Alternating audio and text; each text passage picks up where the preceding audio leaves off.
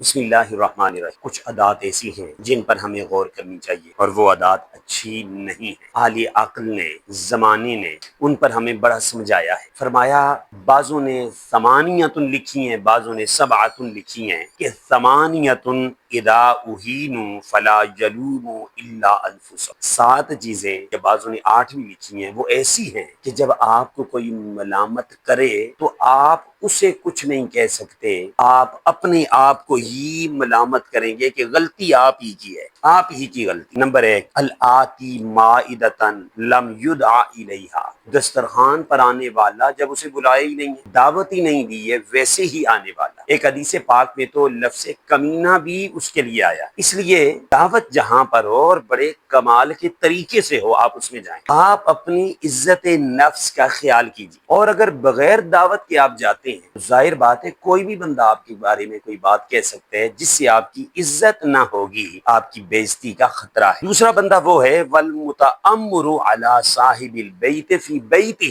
حکم چلانا کسی کے گھر میں جا کر صاحب گھر پر، یعنی آپ بطور مہمان گئے ہیں اور میزبان پر حکم چلا رہے ہیں، یوں کیجیے، یوں کیجیے، یوں کیجیے، کیونکہ آپ وہاں مہمان ہیں تو مہمان بن کے رہیں۔ آپ وہاں پر جا کر ان کے ماحول کو لیجئے، وہ کیسے غیر شرعی، آپ کو پسند نہیں، آپ چلے جائیں، مختصر وقت دے، آپ کو پسند ہے وہاں پر رہیں، لیکن اس کے گھر میں جا کر اس کی ذلت کرنا، اس کے گھر میں جا کر اس کو اپنی طرف سے حکم سنانا، یہ فرمایا پسندیدہ نہیں ہے اسلام میں بھی اور معاشرے میں بھی، اس لیے اس سے بچنا بھی ضروری ہے۔ تیسرا بندہ فرمایا وَالدَّاخِلُ بَيْنَ اثْنَيْنِ فِي حَدِيثٍ لَمْ يُدْخَلَا۔ 2 بندے بات کر رہے ہیں، تیسرا ویسے ہی جا کر ان میں داخل ہو جائے، جبکہ انہوں نے اس کو بلایا نہیں، داخل کیا نہیں، تو 2 بندوں کے اندر گھسنا اور 2 بندوں میں جا کر بات سننا اور بات کرنا، یہ بھی درست طریقہ کار نہیں ہے۔ چوتھا فرمایا والمستخف بالسلطان۔ بادشاہ کو ہلکا سمجھنے والا، اس کی توہین کرنے والا،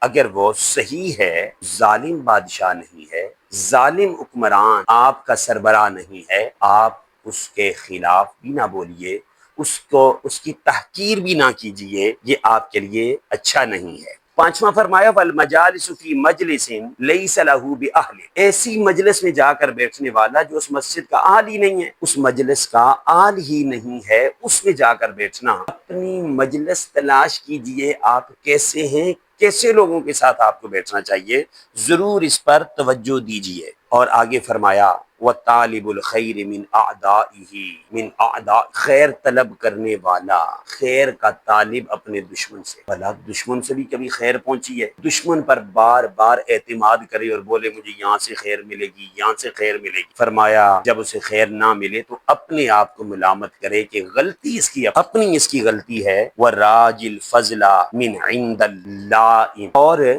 فضل، مہربانی کی امید رکھنا کمینے لوگوں سے۔ جو بندہ کمینہ ہے اس سے امید رکھنا کہ مجھے یہاں سے مہربانی ملے گی، کبھی بھی نہیں ملے گی، یہاں سے مجھے عزت ملے گی، کبھی بھی نہیں ملے گی۔ اس لیے اپنی عادات ضرور بدلیے، اپنی سوچ فکر ضرور بدلیے اس کے مطابق، تاکہ آپ کو عزت مل سکے۔ آپ کی عزت نہیں ہے، 2 قدم کوئی پیچھے ہٹا ہے تو آپ بھی قطع تلقی تو نہ کریں، لیکن معاملات اور ان چیزوں میں 4 قدم پیچھے ہٹیں۔ عزت نفس بھی کسی چیز کا نام ہے۔ اپنی عادات پر توجہ دیجئے تاکہ عادات اچھی ہو جائیں۔ رب تعالی ہمیں اچھی عادات اپنانے کی توفیق عطا فرمائے۔